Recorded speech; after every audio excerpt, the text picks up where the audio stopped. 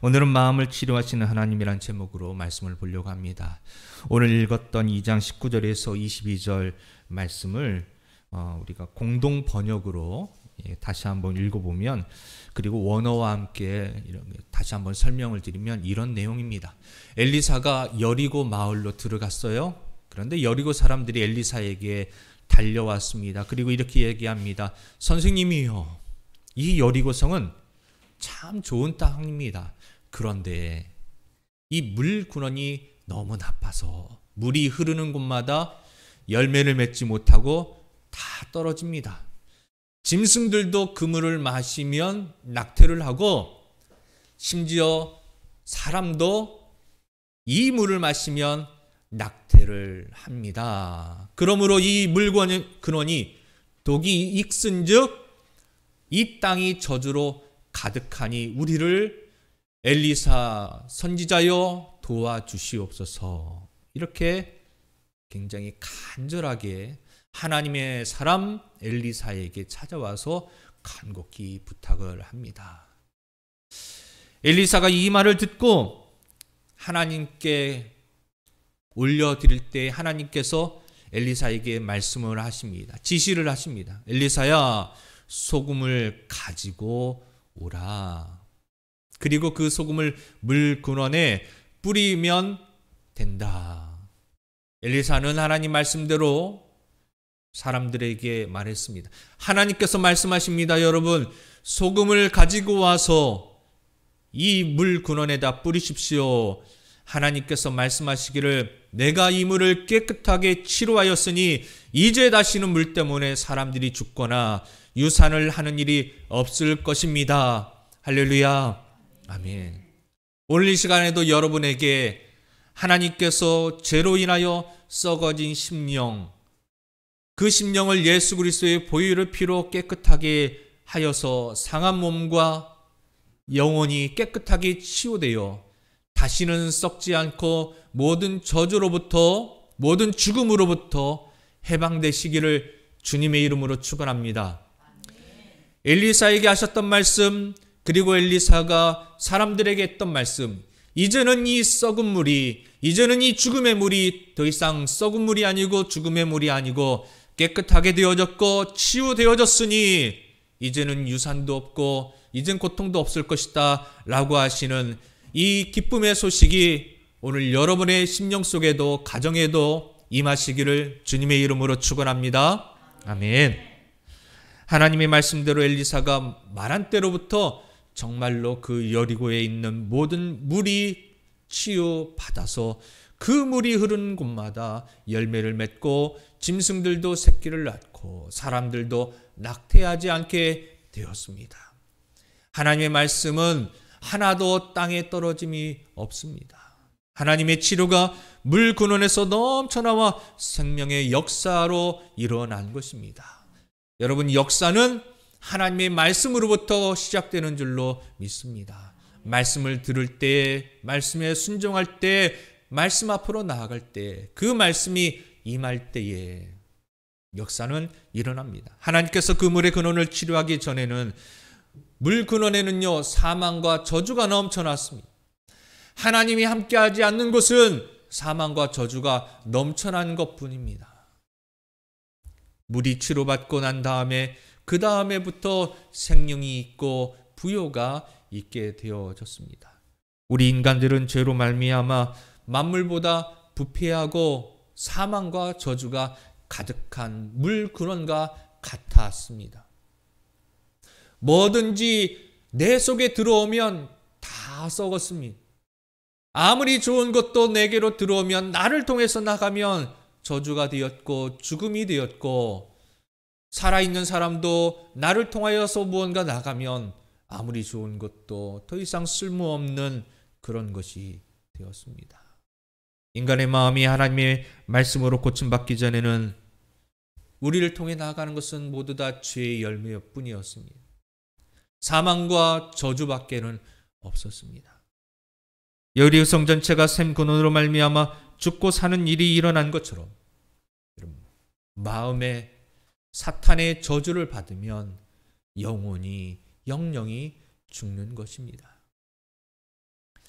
내가 죽는 것은 물론이거니와 영적인 자녀도 유산하게 되는 겁니다.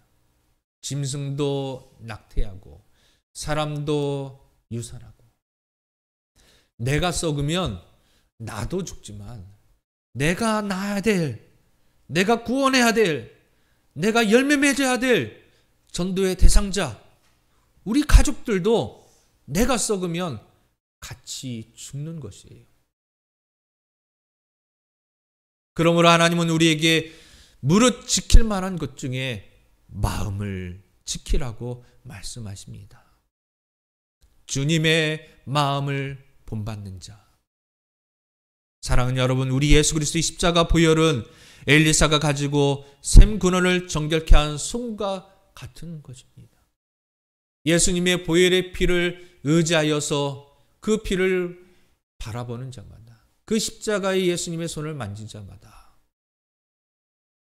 썩고 상하고 슬프고 죽고 싶을 만큼 고통받은 모든 영혼이 이 예수님의 십자가 보혈을 믿고 죄사함을 받으면 마음의 샘 근원이 치유받고 우리 마음속에 넘쳐났던 사망과 저주가 사라지고 생명과 부요가 넘쳐 나오게 되는 줄로 믿으시기 바랍니다. 우리 인간의 마음은 죄악으로 오염되고 썩은 샘물과 같아요. 사람의 마음이 죄악으로 오염되고 썩어 있기 때문에 어떤 교육이나 수양이나 도덕적 훈련이나 어떤 것을 아무리 해도 사람은 변하지 않습니다. 하나님께서 말씀하시기 전에는 이 여리고의 물 근원이 변화되지 않았어요. 방법이 없었습니다. 생명의 근원인 마음이 썩어 있고 부패했기 때문에 아무리 머릿속에 새로운 교육을 주입하고 훈련을 시켜도 변화되지 않는 겁니다. 내가 썩어 있으면 아무리 새로운 것을, 좋은 것을 줘도 그것은 변화될 수가 없고 좋은 것으로 나올 수가 없습니다. 오직 사람의 마음의 근원이 변화되어야 합니다. 그러면 사람의 마음의 근원이 어떻게 변화될까요? 교육으로, 도덕으로, 지식으로, 예쁜 옷을 입으면, 좋은 집에 살면, 좋은 음식을 먹으면, 문화센터에 가면 사람의 이 마음의 저주스러운 마음이, 썩은 마음이, 사망의 마음이, 저주의 마음이 변화될까요? 결코 그렇지 않습니다. 오히려 회칠한 무덤처럼 나는 문화센터를 나왔고, 나는 교양이 있고, 나는 명품을 입었고, 나는 좋은 집에 살고, 나는 높은 위치에 있고, 그것으로 더 가리고 가리울 뿐 속은 더 썩어나가는데, 마치 속은 다 썩었는데 향수를만 왕창 뿌린 것과 같은 그런 결과입니다. 여러분, 향수를 썩은 그런 곳에 향수를 뿌리면 어떻게 돼요? 여러분, 그런 실수 혹시 하지 않으셨습니까? 이 남자들은 또 청년 젊은 때에는 운동을 열심히 하면 발바닥에 땀이 흥건합니다. 하루 종일 운동화를 신고 운동을 하고 땀이 흠뻑 적셔 있으면 밤에 들어오면 발냄새가 납니다. 그런데 그게 하루 이틀 지나면은 그 냄새가 발에 배어요. 그러면은 뽀송뽀송한데도 냄새가 나요. 그럴 때 모르는 사람은 발에다가 향수를 뿌립니다. 발에다 향수를 뿌리면 처음에 얼마간은 향수 때문에 발냄새가 안 나는 듯해요. 그러나 여러분, 어떻게 되지요? 시간이 지날수록 고약한 발냄새와 향수가 오히려 더 악한 악취로 변하게 되어집니다. 썩고 부패한 우리 심령 속에 교양을 쌓고 명품을 두르고 좋은 음식을 먹고 지식을 쌓아도 그 사람이 처음에는 교양이 있는 것 같아 보이고 지식이 있는 것 같아 보이고 인격적인 것 같아 보여도, 그러나 얼마 못 가서 그 속에 썩은 것으로 인하여서 더 썩은 냄새가 나는 겁니다. 법도 없이 살 것 같은 도덕적인 사람이, 그리고 모든 사람들을 인도하기에 충분한 리더십이 있는 지도자들이 부패하면 더 부패하게 되어지고 더 실망하게 되어지고 더 상처를 주는 것과 같은 것입니다. 죄로 말미암아 썩고 부패한 마음은 오직 우리를 대신해서 십자가에 못 박혀 우리의 죄를 짊어지시고 깨끗이 죄값을 치러주신 예수 그리스도의 십자가의 보배로운 피와 하나님의 성령의 능력 외에는 도저히 변화시킬 수가 없는 사실을 믿으시기를 주님의 이름으로 축원합니다. 고린도후서 5장 17절에 이렇게 얘기하죠. 그런즉 누구든지 예수 그리스도 안에 있으면 새로운 피조물이라. 이전 것은 지나갔으니 보라 새 것이 되었도다. 이렇게 성경은 말씀하십니다. 그것은 사람의 몸이 새롭게 되는 것이 아니에요. 사람의 마음이 새롭게 되는 것을 말씀하고 있습니다. 옛사람이 청산되어 버리고 새로운 마음으로 거듭나게 되는 것입니다. 이것은 예수 그리스도의 십자가 보혈의 능력 외에는 일어날 수 없는 역사인 것이에요. 역사적으로 유명한 방탕한 삶을 살았던 이교도 신앙인이었고 무자비한 노예 상인이었던 존 뉴턴이라는 사람이 있었어요. 여러분, 이 존 뉴턴 어떤 사람인지 혹시 아십니까? 우리 기독교인이라면 다 알만한 사람이에요. 혹시 아시겠습니까? 그런데 의외로 많이 몰라요. 방탕한 사람이었고 이교도였고 무자비하게 사람 사냥을 해서 노예를 만들어서 노예로 그 사람을 운명을 완전히 뭉개버렸던 그런 존 뉴턴. 그가 예수님을 만나고 변화되어서 찬송가를 만들었습니다. 나 같은 죄인 살리신 주 내 골라와. 여러분, 이 찬송가가 바로 이와 같이 방탕하였고 이교도였고 잔인한 노예 상인이었던 존 뉴턴이 예수님을 만나고 변화되어서 새롭게 새 삶을 살며 작곡한 찬양입니다. 그 마음의 진실한 회개를 하고 구원받은 후 작사한 곡입니다. 이 찬송을 지은 뉴턴은요, 예수님 만나기 전에는 너무나 방탕하고 음탕하고 술 취하고 전 아프리카를 돌아다니면서 노예를 잡아서 유럽과 미국에 팔아먹는 노예 상인이었습니다. 이 흉악한 마음은 이루 말할 수가 없습니다. 심지어는 아프리카에서 노예를 잡아가지고 배를 타고 미국으로 유럽으로 건너가다가 노예들이 고분고분하지 않고 말을 듣지 않으면 그는 술을 먹고 와가지고 그 노예를 끌고 와서 상어들이 우글우글대리는 그 바닷속에 그 노예를 던져버립니다. 그리고 상어들이 이 노예를 물어서 흔들면서 피가 낭장 바닷물이 핏물로 바뀌는 것을 보면서 술 취한 이 뉴턴은 껄껄껄껄껄 웃으면서 재밌어했던 그런 잔인무도한 사람이었어요. 바늘을 찔러도 피 한 방울 나오지 않은 그런 냉혈한 사람이었습니다. 그러던 그가 어느 날 큰 풍랑을 만나게 됩니다. 배가 파산의 지경에 이르니까 그때 죽음의 위협을 느낀 존 뉴턴은 엎드려 기도합니다. 그가 어떻게 기도할 수 있었을까요? 바로 그를 위해 어릴 적부터 기도했던, 지금도 기도하시는 어머니의 기도가 생각이 난 것이었습니다. 어머니의 기도를 들으시는 하나님, 나를 한 번만 살려주시면 내가 새 사람이 되겠습니다. 하나님이 그 기도를 들으시고 무사히 배가 파산하지 않고 도착할 수 있게 되었어요. 그때부터 그는 일평생 주님을 위해 주님의 사업을, 하나님의 일을 하면서 위대한 주의 종이 되었습니다. 변화되었던 것이에요. 그 흉악한 마음이 어떻게 변화되었습니까? 하나님을 만났습니다. 예수 그리스도를 만났습니다. 어머니의 기도가 생각나서 하나님의 이름을 부르고 예수의 보혈을 의지하자 주의 보일이 그의 모든 죄성과 악독한 마음을 다 씻어버리고 깨끗해 하고 그의 부패한 마음들, 저주스러운 마음들을 다 제거해버리고 거룩한 마음을 그에게 심어준 것이었어요. 마음의 변화가 일어난 것입니다. 여러분, 우리가 잘 아는 기독교 역사를 변화시킨 어거스틴 같은 성인도 그는 말로 형용할 수 없는 그도 또한 방탕한 사람이었습니다.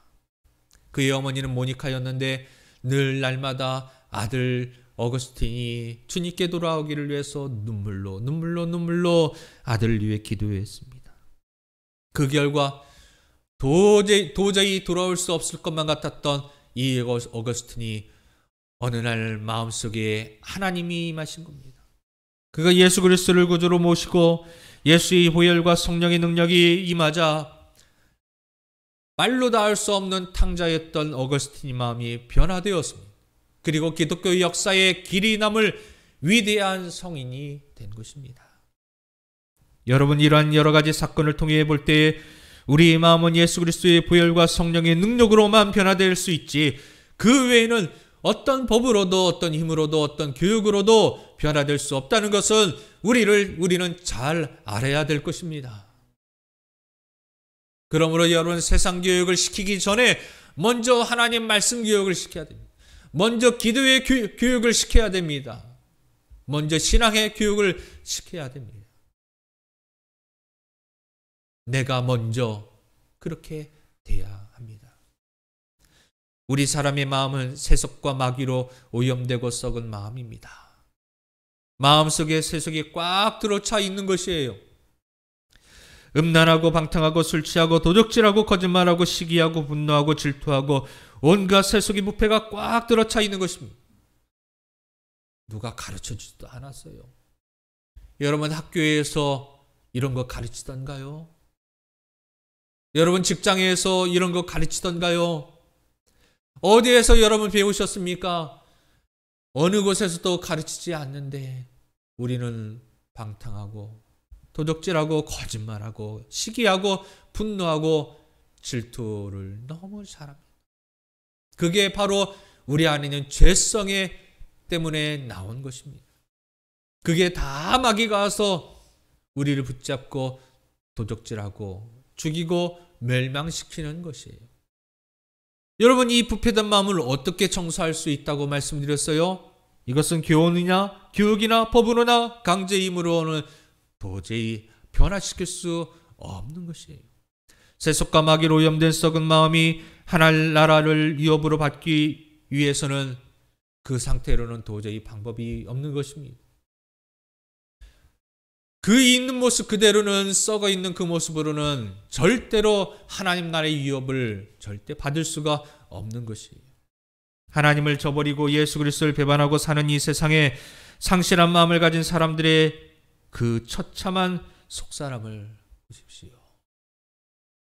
겉으로는 괜찮은 척 하지만 그 속사람을 보시면 모두 다 울부짖고 있습니다. 이러한 상처받고 썩은 마음에서 넘쳐나오는 것은 저주와 사망밖에 없는 것입니다.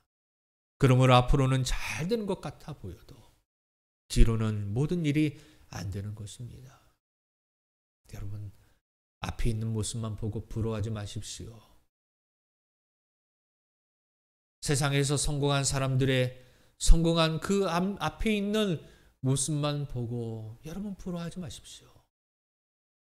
여러분, TV에 나오는 유명한 연예인들, 사람들의 인기를 받는, 박수를 받는 가수들, 배우들, 유명인들, 정치인들, 그들은 인기를 얻는 듯 보이고 화려한 옷을 입고 사람들의 박수를 받고 우상처럼 그들을 받들고 수많은 사람이, 전 세계의 많은 사람들이 너무나 동경하고 너무나 좋아하고 너무나 사랑합니다. 그들의 받는 그 사랑은 너무나 부러울 정도로 대단한 사랑입니다. 그런데 여러분, 그들의 이 마음을 여러분 보셨습니까? 너무나 힘들고 지치고 외롭고 슬프고 자존감이 무너지고 허망하고 허탈하여서 10,000명, 20,000명, 50,000명 사람들이 박수하고 환호치고 정말로 기뻐하며 이렇게 기뻐 좋아 사랑하는 그런 박수를 친 무대에서 열정적으로 노래를 부르고 콘서트를 하고 돌아서서는 허탈해서 어찌할 수 없어서 마약을 하고 방탕을 하고 그리고 그 더 이상 그것을 참을 수 없어서 때로는 극단적인 선택을 하는 사람들의 그 마음을 여러분 아십니까? 하나님을 저버리고 예수 그리스도를 배반하고 사는 이 세상에 상실한 마음의 사람들의 모습이 이와 같습니다. 이러한 상처받고 썩은 마음에서 넘쳐나오는 것은 저주와 사망밖에는 없습니다. 그러므로 여러분 겉모습만 보고 부러워해서는 안 됩니다. 속사람이 건강하셔야 돼요. 영혼이 건강하셔야 돼요. 살아있는 것도 그 속에 들어가면 죽은 것이 되어 나오는 그런 저주받은 썩어있는 사람들을 부러워할 것이 아니라 영원한 생명을 주시는 예수 그리스도가 다스리시고 통치하시는 영원한 하늘나라의 평안이 샬롬의 평안이 있는 하나님의 자녀가 되기를 소망하시기를 주님의 이름으로 축원합니다. 여리고성의 물에 저주와 사망이 있으니까 곡물들이 다 떨어져 나가고 짐승들이 낙태하고 사람들도 낙태했습니다. 오늘날 우리가 도적질 당하고 죽임을 당하고 멸망당하는 것은 다른 데서 오는 것이 아닙니다. 상실될 마음속에 있는 부패하고 저주받은 썩은 물이 가득 찬 우리 마음 때문에 그런 것입니다. 여러분 세상이 원망스럽습니까? 사람들이 원망스럽습니까? 여러분 진짜 원인은 내가 썩었기 때문이에요. 내가 부패했기 때문입니다. 내가 사망과 죽음의 사단의 손에 꽉 붙잡혀 있기 때문에 그런 것이에요. 잠언 18장 14절에 사람의 심령은 그 병을 능히 이기려니와 심령이 상하면 그것을 누가 일으키겠느냐라고 말씀하십니다. 심령은 그 병을 이길 수도 있고 심령은 그 병을 그 병으로 죽게 할 수도 있어요. 사람의 심령이 병을 능히 이긴다고 분명히 성경을 말씀하십니다. 성경이 말씀하시는 대로 심령이 치유받으면 우리 마음이 치료받으면 병도 능히 이길 수 있는 것이에요. 암 치료를 할 때에도 마음에 이 암을 치료하고자 하는 열정과 긍정적인 마음과 그리고 의사의 말을 신뢰하고 힘을 합하여서 최선을 다하여 암과 싸우는 사람은 암을 이길 확률이 높습니다. 건강해집니다. 그러나 포기하는 자, 안 된다고 하는 자는 어쩔 수 없어요. 결국에는 죽음이 그를 기다리고 있습니다. 예수 그리스도를 마음으로 믿어 기도하고 하나님과 교제하면 모든 병은 능히 이길 수가 있는 줄로 믿으시기 바랍니다. 하나님의 기적이 우리에게 임하면 하나님의 뜻이 우리에게 임하면 여러분 모든 것은 해결받을 수가 있어요. 현대인들의 만병의 근원이 있지요. 바로 스트레스입니다. 의학적으로도 과학적으로도 사람의 마음 상태가 우리의 몸의 건강에 어떤 영향을 끼치는지 우리는 알고 있어요. 이건 다 의학적으로 과학적으로 증명됩니다. 병원에 가면 소화가 잘 안 돼요. 온몸이 쑤셔요. 머리가 아파요. 가슴이 두근두근 뛰어요. 그런데 엑스레이를 찍어봐도 피 검사를 해봐도 원인을 찾을 수 없어요. 의사들이 뭐라고 해요? 스트레스 때문입니다. 그냥 푹 쉬세요. 그거 외에는 의사들이 하는 말이 없어요. 그래서 여러분 마음의 질병은 육신의 질병보다 더 무서운 것입니다. 여러분 병의 뿌리는 마음에 있는 것이에요. 마음의 스트레스를 받고 근심하고 불안하고 미워하고 초조하고 고통을 당하면 그 마음은 온몸이 병으로 고생하게 되어집니다. 그런데 여러분 이 마음을 치료할 수 있으면 육신의 병도 치유할 수 있는 길이 열린다고 성경은 말씀하는 거예요. 그러면 여러분 이 마음을 어떻게 치료할 수 있습니까? 그건 두말하면 잔소리죠. 말할 필요도 없이 예수 그리스도의 보혈과 성령의 능력이 임하면 그 마음속에 기쁨이 넘치고 믿음이 넘쳐날 때 육신의 마음이 치유되어지고 우리 육신의 질병 또한 치유되어지는 것입니다.